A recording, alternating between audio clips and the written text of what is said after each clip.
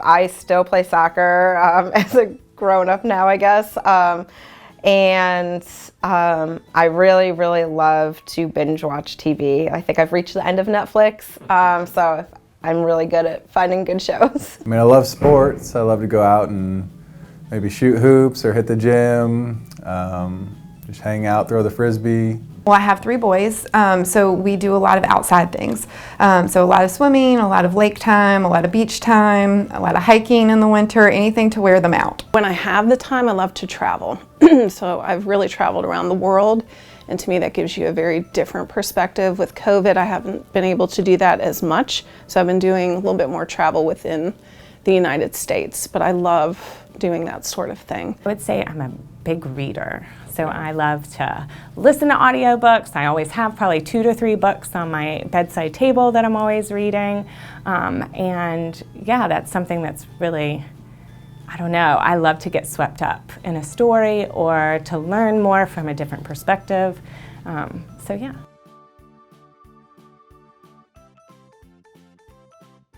I'm a sweets person for sure, so I love chocolate-covered pretzels. I love chocolate chip cookies, so anything sweet. I like the salty stuff, so some chips, maybe some queso. Those are probably my go-to. Ooh. Favorite food is really random, but I can tell you if non-sweet thing is salmon. I love salmon in all forms. Like I'm a sushi lover, connoisseur, but I also just love grilled salmon or salmon on a salad. It's always been like one of my favorite proteins. Unhealthy food that I don't know how I would live without would be Reese's. Peanut butter cups in any form, right? So right now we're pumpkins. I get excited when it's trees, it doesn't matter. But yeah, if you want a way to my heart, a little peanut butter chocolate combo is a good one. Oh, anything chocolate, especially dark chocolate. So that's one of my vices. Goodness, it's always chocolate.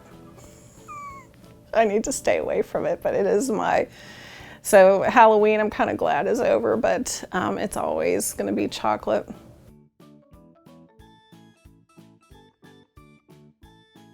I'd say going up to Colorado in the Rocky Mountains. I had a friend in college who had a cabin out there in a little secluded neighborhood up in the mountains where there were some private lakes and ponds that we could fish in, and it was like we were the only ones up there. Guess I have to be a little bit partial. My husband and all my in-laws live in Amsterdam. He's from Amsterdam, so that's one of my favorite places to go because that's where all his family is. But I really, I love Rome. That was one of my favorite places to go.